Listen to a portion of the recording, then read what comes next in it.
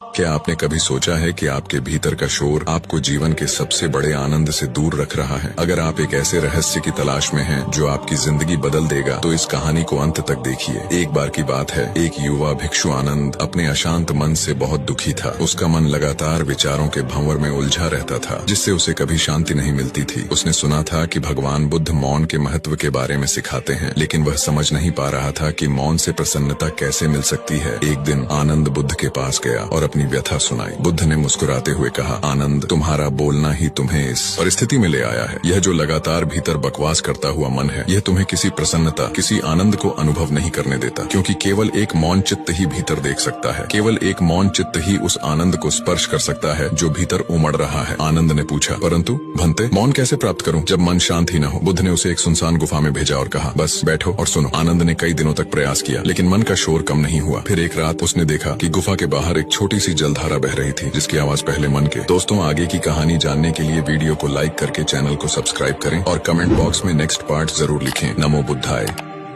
क्या आपने कभी सोचा है कि आपके भीतर का शोर आपको जीवन के सबसे बड़े आनंद से दूर रख रहा है? अगर आप एक ऐसे रहस्य की तलाश में हैं जो आपकी जिंदगी बदल देगा, तो इस कहानी को अंत तक देखिए। एक बार की बात है, एक युवा भिक्षु आनंद अपने अशांत मन से बहुत दुखी था। उसका मन लगातार विचारों के भंवर में उलझा रहता था, जिससे उसे कभी शांति नहीं मिलती थी। उसने सुना था कि भगवान बुद्ध मौन के महत्व के बारे में सिखाते हैं, लेकिन वह समझ नहीं पा रहा था कि मौन से प्रसन्नता कैसे मिल सकती है। एक दिन आनंद बुद्ध के पास गया और अपनी व्यथा सुनाई। बुद्ध ने मुस्कुराते हुए कहा, आनंद, तुम्हारा बोलना ही तुम्हें इस परिस्थिति में ले आया है। यह जो लगातार भीतर बकवास करता हुआ मन है, यह तुम्हें किसी प्रसन्नता, किसी आनंद को अनुभव नहीं करने देता, क्योंकि केवल एक मौन चित्त ही भीतर देख सकता है। केवल एक मौन चित्त ही उस आनंद को स्पर्श कर सकता है जो भीतर उमड़ रहा है। आनंद ने पूछा, परंतु भंते, मौन कैसे प्राप्त करूं जब मन शांत ही न हो? बुद्ध ने उसे एक सुनसान गुफा में भेजा और कहा, बस बैठो और सुनो। आनंद ने कई दिनों तक प्रयास किया, लेकिन मन का शोर कम नहीं हुआ। फिर एक रात उसने देखा कि गुफा के बाहर एक छोटी सी जलधारा बह रही थी, जिसकी आवाज पहले मन के। दोस्तों, आगे की कहानी जानने के लिए वीडियो को लाइक करके चैनल को सब्सक्राइब करें और कमेंट बॉक्स में नेक्स्ट पार्ट जरूर लिखें। नमो बुद्धाय।